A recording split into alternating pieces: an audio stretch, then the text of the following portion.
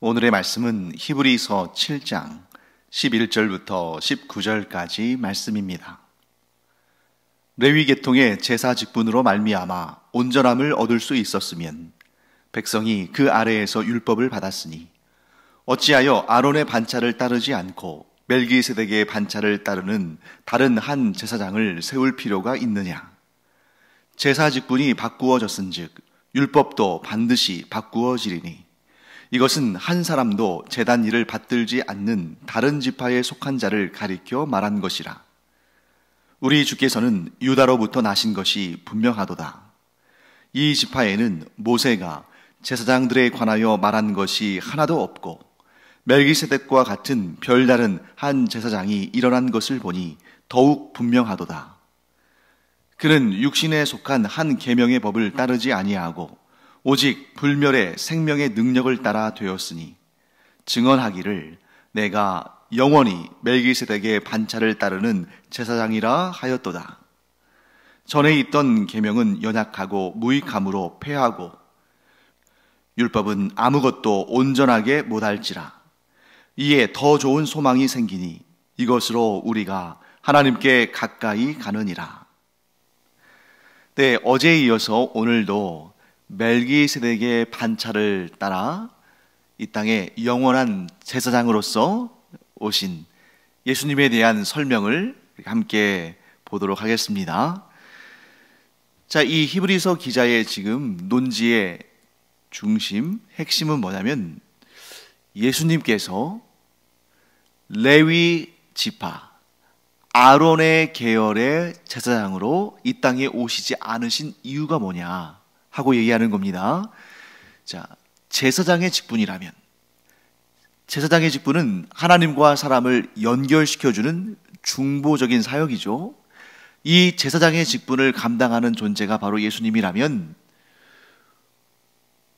레위 지파에 탄생하셨어야 되는 거 아닌가? 레위 지파 중에서도 아론의 계열, 곧 제사장의 반차에, 즉 혈통적으로 대대로 제사장 직분을 감당하는 이 레위 지파 아론의 계열에 예수님께서 오셨어야 되는데 예수님은 레위 지파 사람이 아니지 않느냐 하는 그러한 논쟁들이 있었겠죠. 그때 이 히브리서 기자가 이렇게 주장하는 것입니다. 11절 말씀에서 이렇게 말씀하죠. 레위 계통의 제사 직분으로 말미암아 온전함을 얻을 수 있었으면 백성이 그 아래에서 율법을 받았으니 어찌하여 아론의 반차를 따르지 않고 멜기세덱의 반차를 따르는 다른 한 제사장을 세울 필요가 있느냐? 자, 무슨 얘기입니까? 레위 계통의 제사장 직분으로 사람들이 온전함, 곧 완전한 죄 사함과 하나님의 구원을 얻는 일이 가능한 일이었다면, 그래, 예수님께서 사실 다른 지파에서 이 땅에 오시는 뭐 그런 걸 떠나서 예수님께서 오실 필요가 없었다. 즉 다른 한 제사장 혹은 다른 구원자, 구원에 이르는 다른 방법이 필요 없었다. 그런데 문제는 레위 계통의 제사장의 직분, 더 넓게 본다면 이 율법을 통해서 구원을 얻을 수 없기 때문에 율법과 그 율법에 속한 이 제사장의 직분으로 인하여서는 온전해질 수 없다.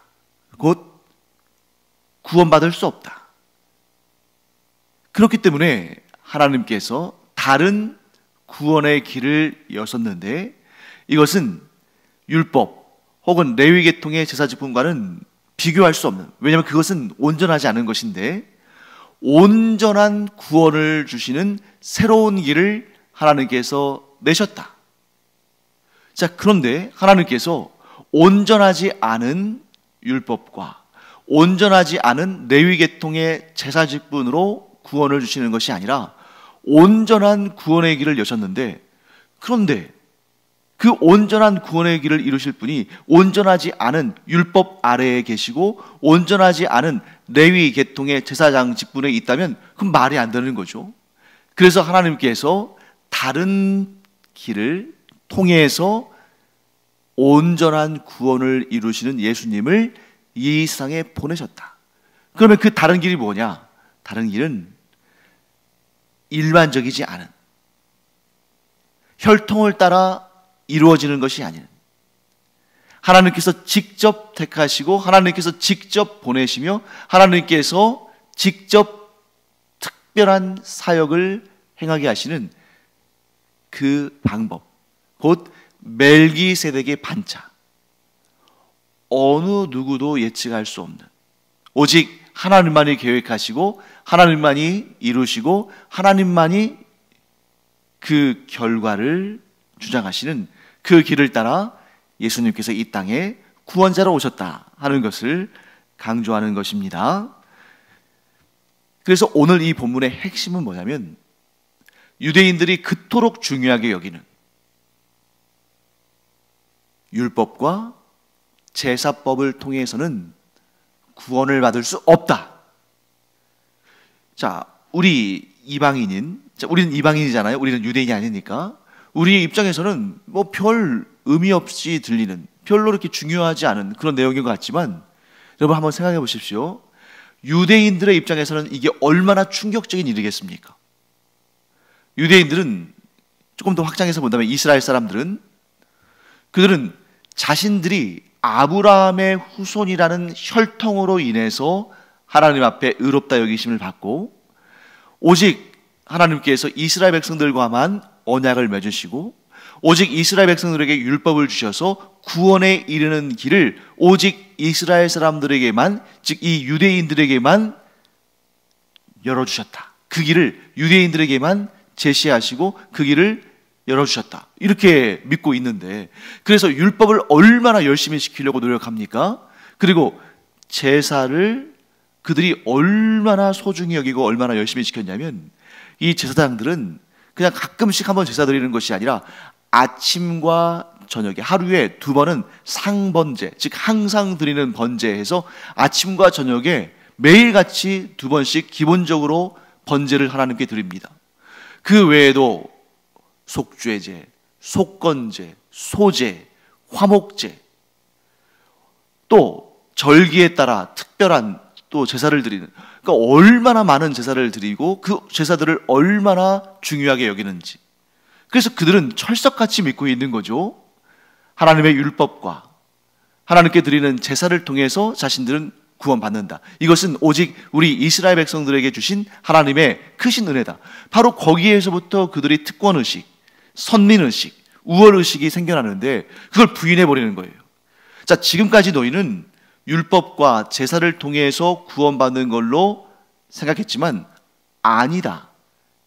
이제 하나님께서 새로운 길을 여셨는데, 이 길은 사람이 선택한 것이 아니라 하나님께서 특별한 은총으로 주시는 것이고, 그렇기 때문에 사람에게서 비롯된 것이 아닌 그 시작도 끝도 알 수 없는 영원한 제사장직을 하나님께서 우리에게 제시하셨는데, 그것이 바로 멜기세덱의 반차. 왜 멜기세덱의 반차입니까?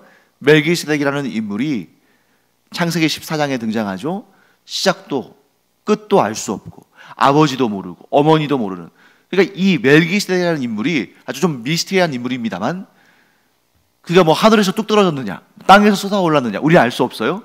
하지만 그 멜기세덱을 지금 끌어오는 이유는 사람에 의해서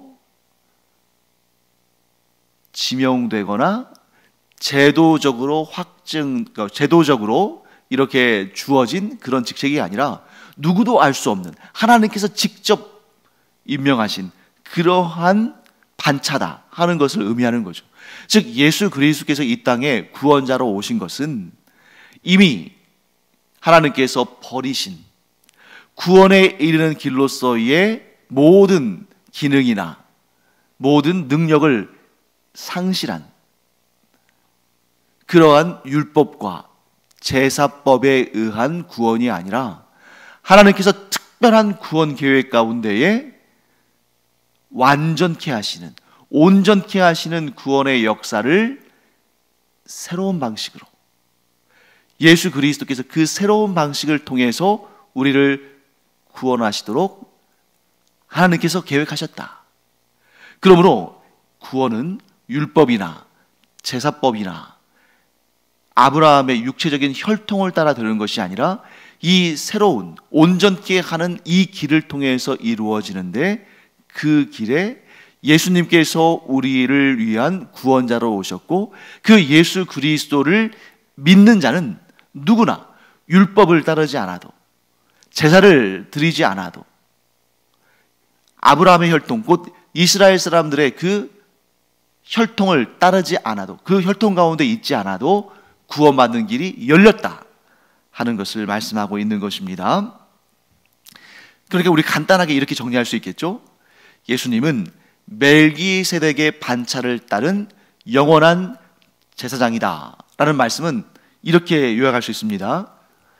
율법에 얽매이지 않은 새로운 구원의 길을 하나님께서 주셨는데, 율법과 제사법은 이제 더 이상 구원의 능력이 없기 때문에 그것은 폐하여지고, 하나님께서 새로운 길, 멜기세덱의 반차를 따르는 이 그리스도의 구원자의 사역을 우리에게 경험하게 하시는데, 오직 그 길을 통해서만 우리가 온전한 구원을 얻게 된다 하고 말씀하는 것입니다.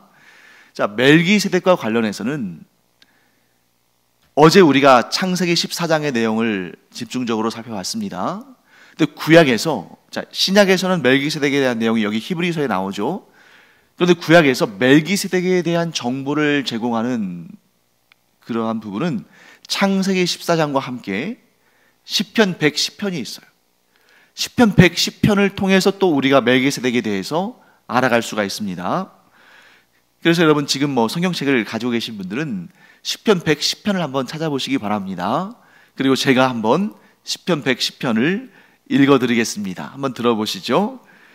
여호와께서 내 주에게 말씀하시기를, 내가 내 원수들로 내 발판이 되게 하기까지 너는 내 오른쪽에 앉아 있으라 하셨도다.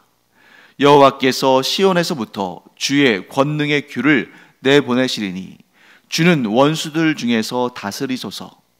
주의 권능의 날에 주의 백성이 거룩한 옷을 입고 즐거이 헌신하니 새벽 이슬 같은 주의 청년들이 주께 나오는도다.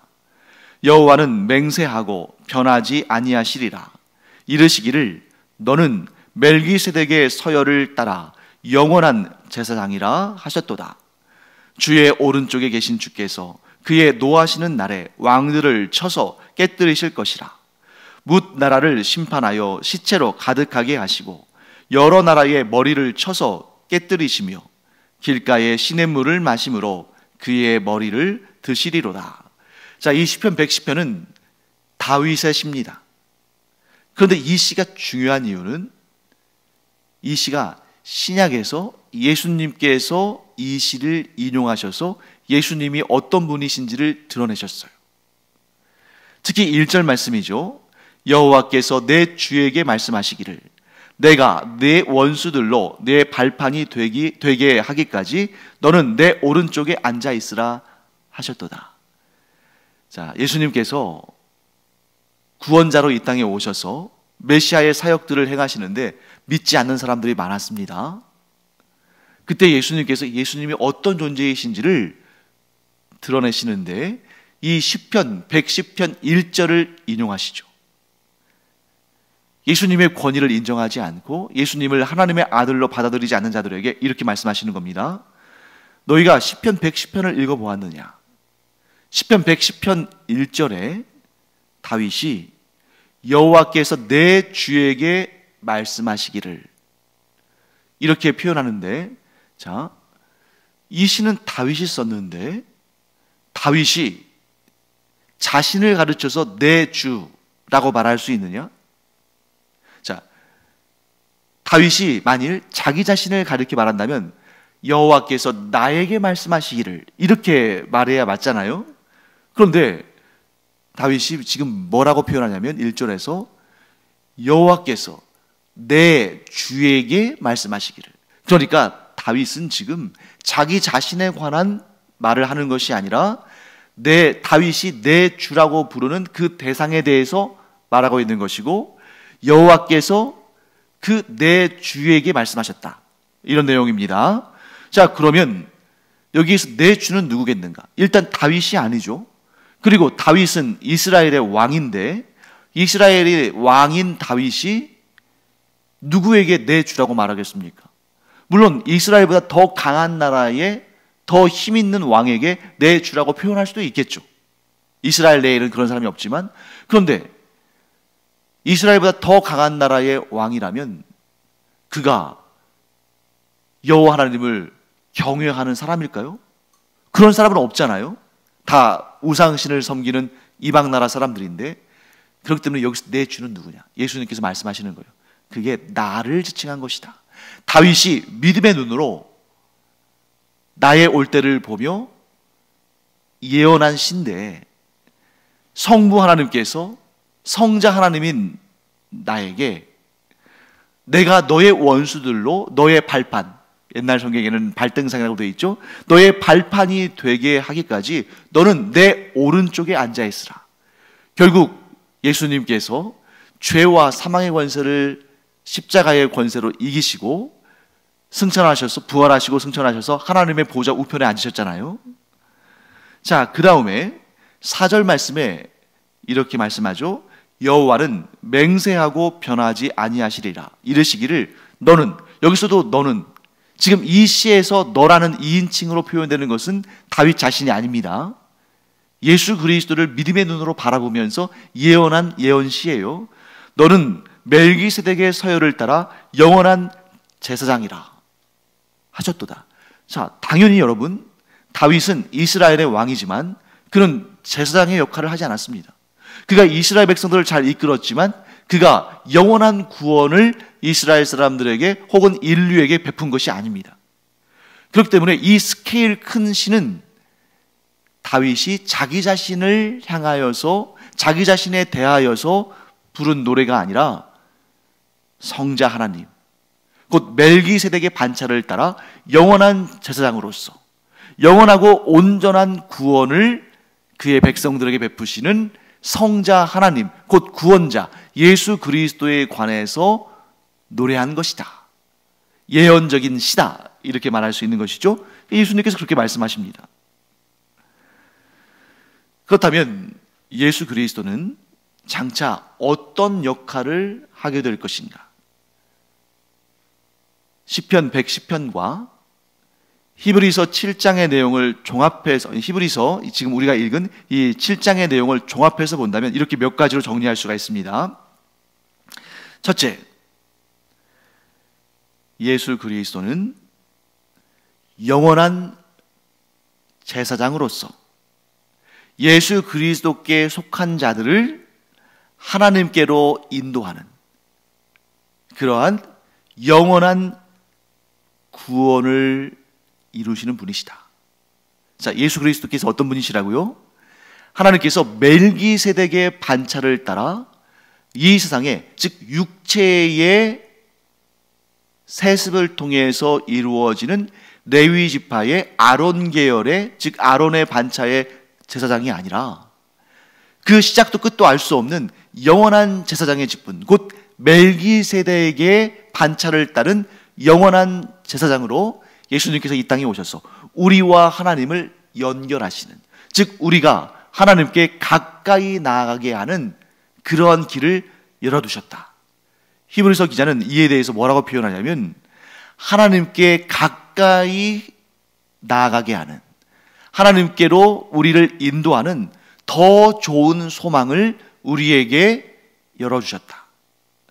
이 더 좋은 소망은 뭡니까? 율법을 따르고 제사법을 지킴으로 말미암아 하나님께로 나아가는 그 길, 그 실패한 길이 아니라, 결국 실패했죠. 그 길이 아니라 이 더 좋은 소망은 뭐냐면 누구나 예수 그리스도를 믿으면 우리의 영원한 제사장이신 예수님을 통해서 하나님께 가까이 나아가는 이러한 온전한 구원을 얻게 하셨다. 이렇게 설명하는 것입니다. 자, 그 다음에 두 번째 5절부터 7절까지 말씀에 이런 내용이 나오는데, 그것은 예수님이 그 다음에는 심판주로 오신다는 말씀입니다. 그게 지금 시편 110편의 5절부터 7절까지의 내용이에요. 다윗이 예언한 내용이죠. 제가 읽어보겠습니다. 주의 오른쪽에 계신 주께서 그의 노하시는 날에 왕들을 쳐서 깨뜨리실 것이라. 문 나라를 심판하여 시체로 가득하게 하시고 여러 나라의 머리를 쳐서 깨뜨리시며 길가에 시냇물을 마심으로 그의 머리를 드시리로다. 자, 예수님의 사역에 대해서 히브리서의 내용과 시편 110편의 내용을 종합적으로 살펴볼 때 이 두 가지를 우리가 분명히 알 수 있습니다. 첫 번째는 제가 방금 전에 말씀드렸죠. 예수님께서 멜기세덱의 반차, 곧 영원한 제사장, 곧 온전한 구원을 이루시는 분으로 이 땅에 오셔서 누구나 예수 그리스도를 구주로 영접하면 그를 하나님께로 가까이 인도해 가신다. 곧 구원의 길을 열어주시고 그 길에 예수님께서 인도하셔서 온전한 구원을 누리게 하신다.